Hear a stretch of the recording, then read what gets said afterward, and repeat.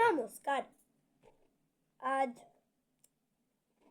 রবীন্দ্র জয়ন্তী উপলক্ষে আমার পরিবেশনায় বিশ্বকবি রবীন্দ্রনাথ ঠাকুরের শিশুকাব্য ভোলানাথ গ্রন্থের অন্তর্গত কবিতা দুই আমি।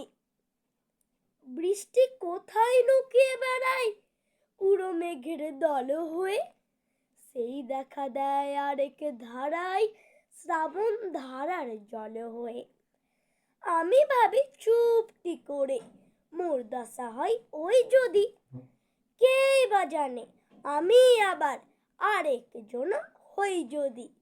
একজনারে তোমরা চেনো আরেক আমি কারই না, কেমন তর ভাবখানা তার মনে আনতে পারই না।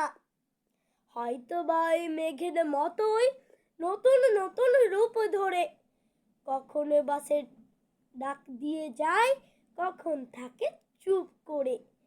কখনো বাসে পূবের কোণে আলো নদীর বাঁধ বাঁধে, কখনো বাসে বাসে বাসে দুবার করলে দুবার বাসে আছে সেজে ডাক দিয়ে যায়।